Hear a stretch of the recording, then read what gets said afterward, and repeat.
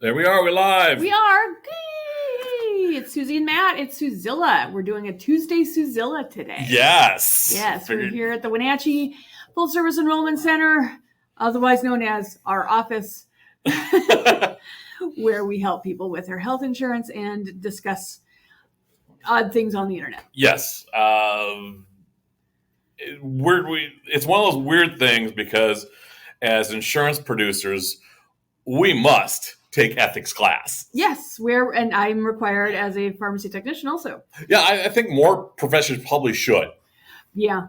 We're required to do 4 hours, 6 hours of ethics, 2 hours, a bunch of ethics hours every year. No, it's only like one every 2 years. I don't know. It's enough. It's enough. It's a little trickle after 10 years. It's like, okay, yeah, this is ethical, and you just look at something that's like, that ain't right. Yeah, that's absolutely true. And we saw one of those. You actually did. I did, and it made me just a little frustrated. Was looking at the internet, surprise, surprise, and the big thing right now is Aaron Rodgers. Yes. He's the, I don't know what. Green Bay. Well, I know he's Green Bay, but I don't know what his position is. He's quarterback. He's a quarterback for the Green Bay Packers. Yes, he's a very influential quarterback. He's also spokesman for State Farm. I don't think he is anymore. So far, they're saying they're going to stand by him. They kicked him off another like 9 years. It was one of the health companies said, "Hey, you're a spokesman for 9 years. You're out of here." Yeah. Okay. So the reason why he's getting any kind of pushback at all is because, well, first off, he chooses to not be vaccinated against the COVID-19 vaccine. There's some of that. Okay. You didn't let me finish. Okay. The NFL is saying you have to be immunized if you're going to play. It has certain conditions. Right, they have certain conditions that you have to follow. Like interviews, you have to be masked if you're not. Right, exactly. Mm-hmm. When he was asked, are you immunized? Well, you forgot about something else. Okay, go ahead. He actually put in his treatment regimen to the NFL. I think it was like last July, August, a while ago. And they said no. That was the ivermectin therapy, right? No, this is before the ivermectin. This was like the magical herbs and waters and stuff. Okay. Because he wanted a holistic approach. That's fine. Perfectly fine. But the NFL said, you know what? No, that's not one of the treatment methods. That doesn't count as being immunized. Right. From there, he turned around and said, I'm immunized. Yes, he lied. Yes. And he put everyone on his team and in his organization at risk. Mm-hmm. And he got called out when he tested positive. Yes. And he finally had to admit that, maybe I didn't get immunized. Well, yeah, the problem is he lied.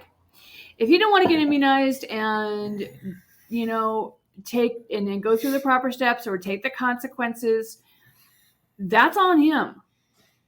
Mm-hmm. He lied to continue to make money.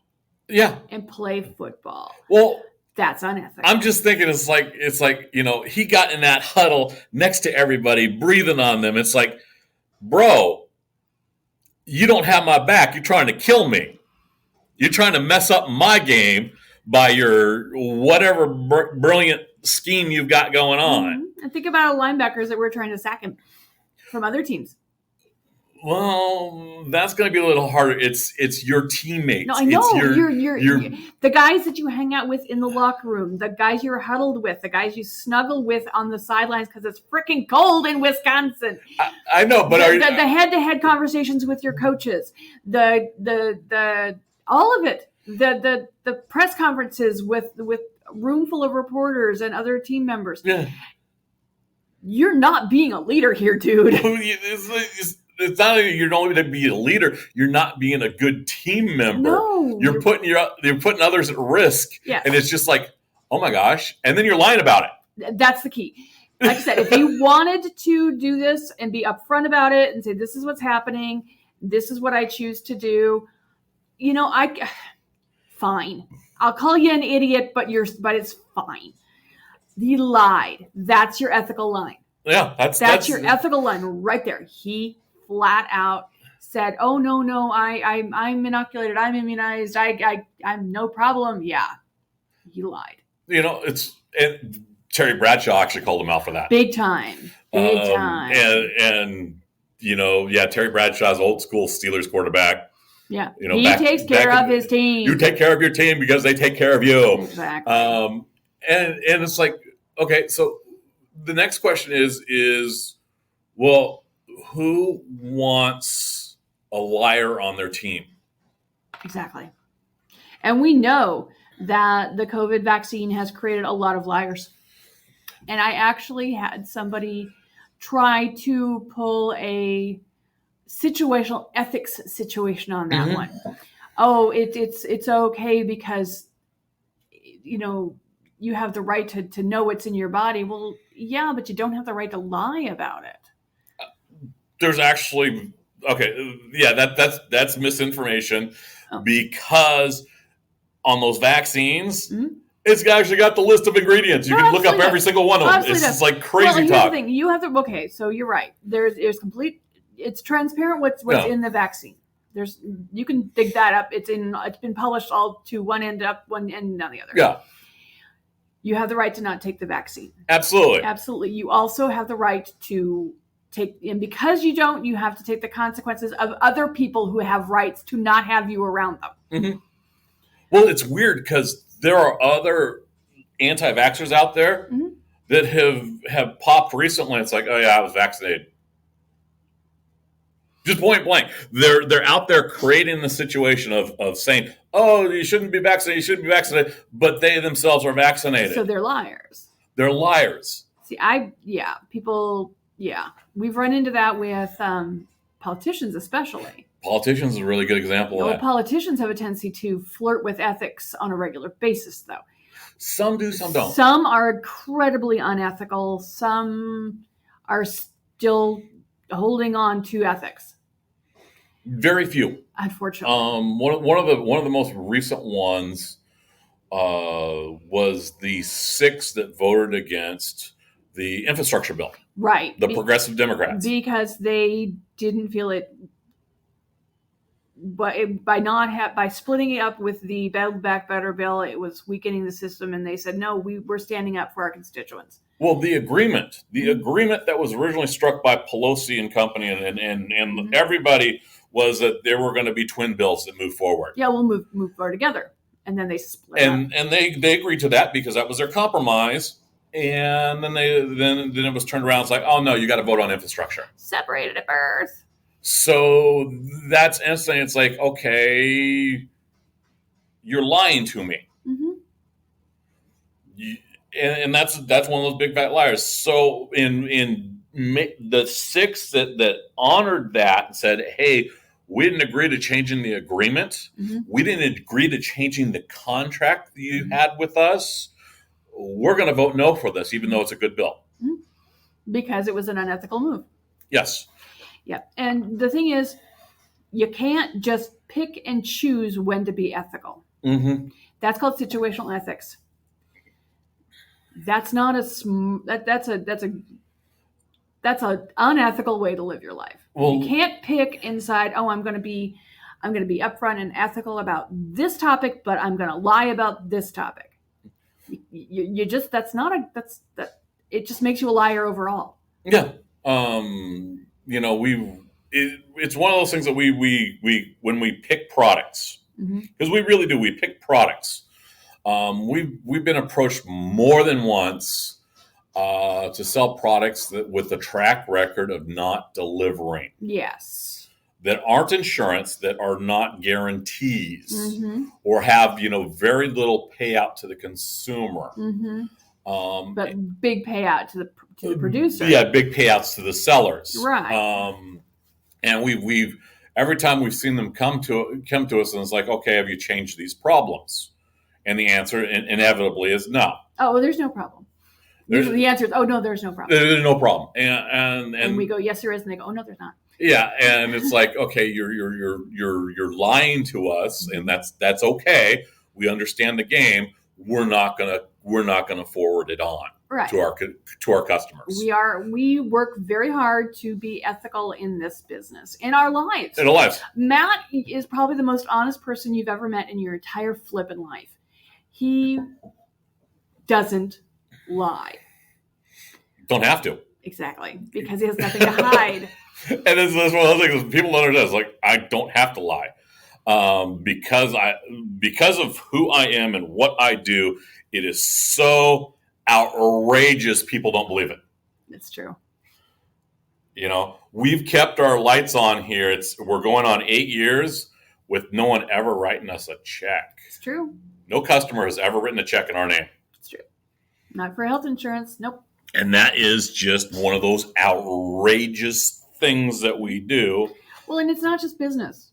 You know, Matt's incredibly honest in his entire life. Now, I will admit to having lied many times in my life.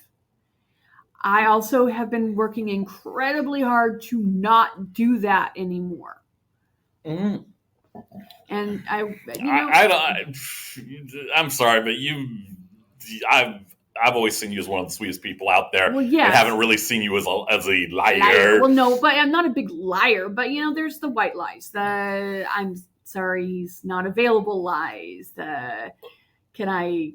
Oh, we're not talking about those. That's big lies? No. A little white lie. Oh, hey, eat your broccoli. It'll make you grow big and strong. Well, we don't really know that, but we hope it's true. Yeah. Here, son. Yeah, Santa Claus is real. Yeah.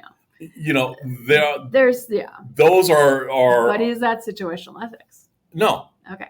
That's you gotta have some goofy fun. It's yes. Okay, but however, I'll admit to pulling a couple of whoppers. I don't know. I don't know about whoppers. Some lies of admission, almost certainly. No, I'm not. You got anything you want to share? Anything had nothing to do with you. Well, I'm saying share to the audience. To the general audience. Yeah, exactly. I'm like I can't recollect. I'm gonna have to dig way back. I'm sure there's something in there, but I don't know. Either way, no. I've always been. I think that's why the reasons why I can be married to Matt is because I wasn't unethical to begin with. Well, yeah. Because if I was a big fat liar, he would have never wanted to marry me in the first place. Probably would have wanted to date me in the first place.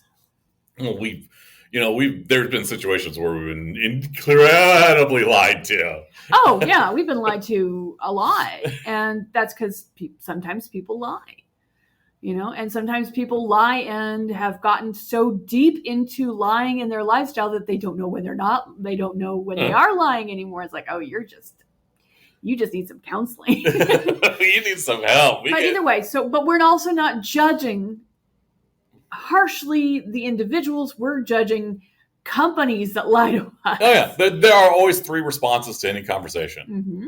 You can tell the truth, mm-hmm. you can lie, mm-hmm. or you can refuse to answer. That's right. That's exactly right. Now, and we never ask what you're doing. Nope. Because you know what, it usually comes out in the end which one you're doing. It's true. So what it boils down to is, no, we keep our lights on. We don't lie about the products. Mm-hmm. We as ethical brokers, as ethical insurance mm-hmm. producers, we show all of the options available, and we don't push specific ones because of specific reasons. Sometimes you will find someone who's unethical will try and sell you something because it gives them a better commission. There's been so many years that we've done products that we never get paid for. Mm-hmm. It's like, here, go over here, you get this, you get paid for it. It's like the Miracle on 42nd Street with the Santa Claus saying, hey, go across the street, they got a special on this toy. Exactly. Same idea. That's a very honest, straightforward way to move. It ticked off the Macy's guy. Well, I have a good example of ethics. Okay. I have a situation yesterday where I behaved, and I feel a very ethical manner. Mm-hmm. I had a person come in with their spouse, and they had a very, very bad year. Mm-hmm. And we had helped them get health insurance to cover the latter half of the year, which basically saved their bacon Mm-hmm. because the spouse had ended up in the hospital for an extended period of time, and we managed to get them into a plan because of unemployment and other Mm-hmm. things for like $3 a month. Okay. Okay. And the spouse had been dropped off the corporate insurance because of lack of hours worked. Okay. Because the first person, the initial client had to cut back because he had to take care. They had to take care of their spouse. Coming into 2022, client was back to work, hours back up, could put the spouse on their insurance plan, but he wanted to see let's compare. How does this compare to that? Mm-hmm. And I looked at both plans. I looked at the plans available on the exchange where I would get a commission. Mm-hmm. I looked at the plan offered by his company. I looked at their situation. I said, take the company plan. Oh, yeah. Because that was the right thing to do. I said, no, don't do that. Here, stay with this and get a commission. But that was not the right thing to do for my client. Yeah. And I will do that every single blessed time. Every time. Well, that's what keeps us going as long as it has. Exactly. That level of honorability keeps our reputation strong. We're not going to lie to someone. I'm not going to sell you something you don't need. Well, there's about a third of people that come to us, despite everything that we do, all the outreach, all the other organizations sending people to us. About a third of the people that come to us brand new are word of mouth. Yeah, it's true. We do get their friends and family say, "Hey, go see these people. They'll tell you the truth. They know what they're doing. They'll tell you the truth. They're really helpful." And we get. I know it sounds like I'm blowing my own horn, but that's what I hear. That's the feedback I get, and I believe, maybe foolishly, but I believe other people behave in this manner. Well, I think that if we want to move forward as a society and grow and progress, the idea of ethics and acting and behaving in a moral way is critical. It is. I'm always disappointed when somebody that I know behaves unethically. It depends on how they pick themselves up. Exactly. If they're just ha ha ha and move on, I got away with it, neener, that tells me a lot about their base nature. The first one is a lot of the passive aggressiveness. Yeah. Out there, the destructive, the little the sorry not sorries. You start seeing them immediately when you start, working, with along this a moral route. It's like, so someone else acts hypocritical. Well, that's okay if they stay over there, as long as they're not in my inner circle. Infecting me with that nonsense. It is a circle of trust. However, here's the other thing: if someone operates always in an unethical manner, and you see that habit, you also know how to deal with them because you know that they're going to behave unethically. Correct. And that's one of those things. It's like it's a habit. It's a repeated action. Therefore, it builds trust. Yes. You trust that they're going to behave unethically. Yes, and it's there are some people out there that that are going to do the wrong thing given the opportunity. Yeah, and it's kind of sad, but those the more ethically you behave, the more those get pushed out of your life. I've got folks that it's weird. I'm gonna your ex-sister-in-law. Which one? The one that decided to leave her husband the day after we got married. Oh, the second ex-sister-in-law. Yeah. And I've lost track of how many wives my brothers had. And that's a really good one because of the way she lives her life. I think I've crossed paths with her once in the last 20 years. Something like that. Maybe twice. Yeah. And we don't live in a big, massive town. No. I just don't have time for that nonsense. No. and that craziness. And it's like, the drama starts to leave your life. But interestingly enough, if she came into our office and needed help with health insurance, we'd help her in Oh, 2 minutes. it's one of those things. Because of who we are and what our mission is, it doesn't matter who the person. But we also would go in there knowing that she has a track record of being an inveterate liar. And we would we would take everything that she says and assess it in that manner. It's not really an assessment. It's you when we do what we do. We know the person's going to lie, tell the truth, refuse to answer. Exactly. It's no judgment. Nope. It's our job to insure. Yep. And so we will get it. The only time that I've ever done a hey, wait a minute, can't do that, is when someone has told me that, oh, well, what happens if I lie?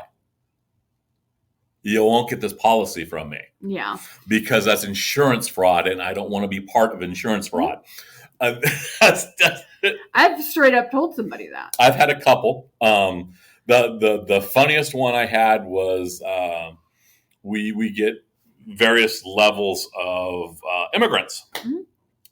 And I literally had one, it was for the green card. Mm-hmm. And they threw down a card, and I looked at it and looked at them, and they said, "Oh, wait a minute, that's not the real one." And they were trying to change their lives. Yeah. And they had a real legitimate one, and that's one of those situational ethics that you're talking about. That they had for a long, long time, had to be relegated to the shadows. Yeah.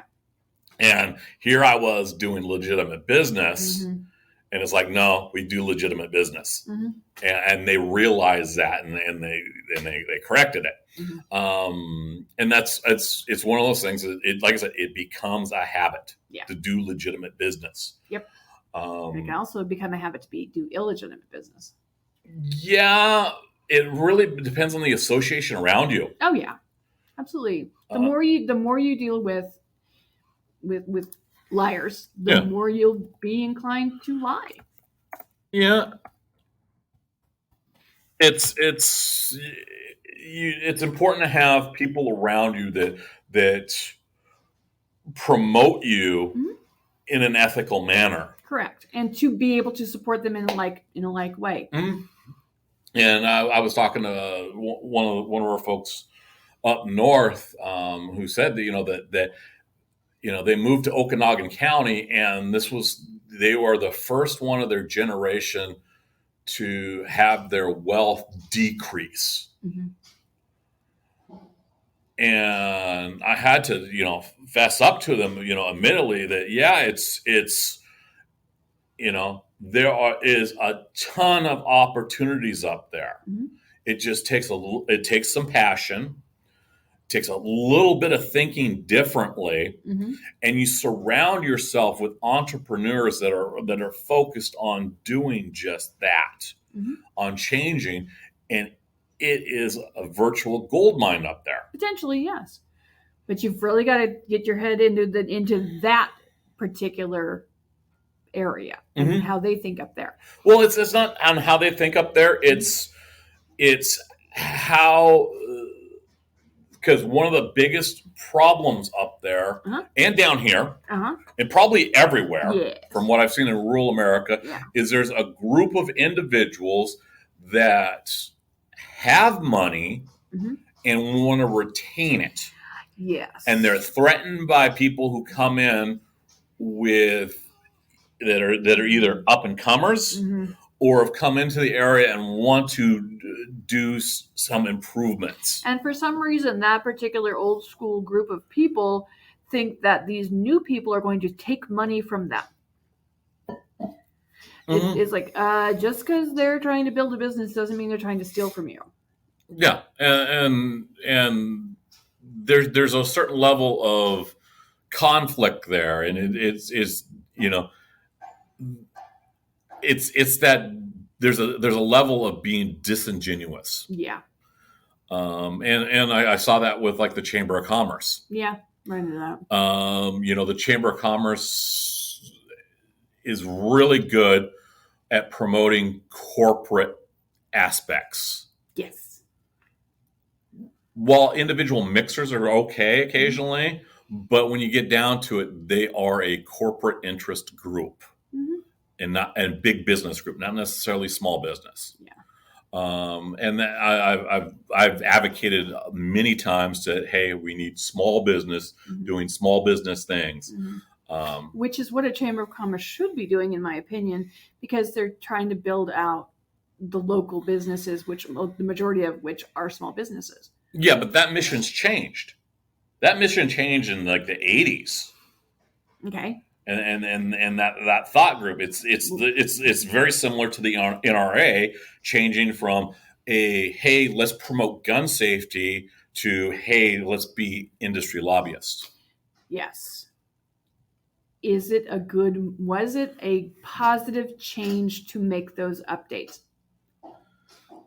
That's the question, isn't it? And I don't think it was necessary. Well, it gets away from, they got to look at it because the NRA is actually a really good one because the NPR released some tapes of a conversation that occurred after Columbine and how it shaped on how they were going to respond to these incidents of great violences from moving forward in a very disingenuous way. I mean, they called their own people hillbillies. Yeah. And it really shows on how that they were unethical and promoting, lies and lying to their own people. And it was just like, oh my gosh, you can't do that. But they did, and they got away with it. And they got away with it, but the nature of the beast is how long. How long are they going to get away with it?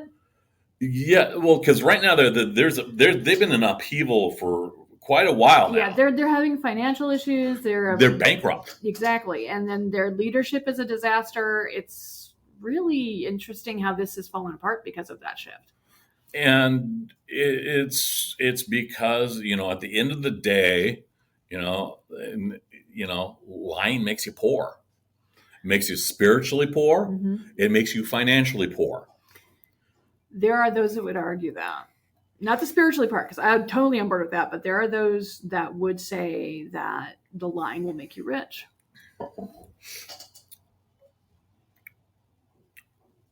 We've got here is a good example.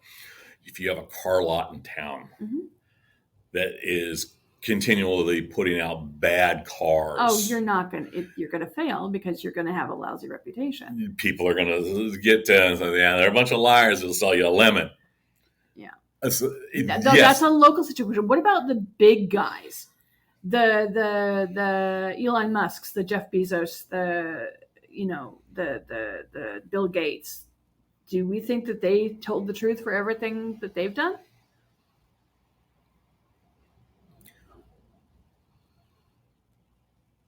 And they're gazillionaires. Musk is on track to be the first trillionaire. So, what's it mean? No, is he already a billionaire? He's already a billionaire. Yeah, he's on track to be the first trillionaire. You have to really distill what they're doing and saying to look at it. I mean, you have to get beyond the fluff. Yeah. And actually talk about the thing is, here's a question. Are they behaving when you speak to them personally, when they're dealing with just people in their inner circle, are they behaving ethically? Because they might be, and then they're outsourcing the unethical behavior. Oh, I'm sure that they've got lieutenants and captains that work for them that are just horribly unethical, and because they're not managing their day-to-day business, they're running amok. I mean, the most famous one of that in American history was Carnegie. And we'll kind of end on this one. Carnegie for years was a ruthless businessman. He was incredibly ruthless. and they partied like no other. Mm-hmm. You can look this up. And to get to this big retreat that they had, you had to go across this walkway in this dam. And his right hand man, who's even more vicious and horrible to the people, decided to shave off the sides of it to make it more. Well, anyway, there was a particular rainstorm, and while they were busy partying, the dam broke and washed out, killing hundreds of people. And that was not the partygoers. Not the partygoers. Partygoers were safe. It was the town folk. The town folk downstream. Us poor people. And so that was the point where Carnegie said, "Oh my gosh, I've got to change." He had a moment. Those are few and far between. But that's why he went out and started to donate. And there's libraries with Carnegie all over them. There's Carnegie Hall, Carnegie buildings, and there's Carnegie buildings in a ton of different cities, including Wenatchee. So yeah, you can change, even if you were a horrible, ruthless person. There are points where you can change, and being ethical is one of those ways you can do that. It's really not that difficult to stop lying. Yep. Because here's the thing, if you're in this big swarm of lies and stuff, what are you teaching your kids to do? What happens when they grow up and you get old and feeble and they pick a home? Are they going to say, "Hey, this is a nice home you're going to"? And do they mean it?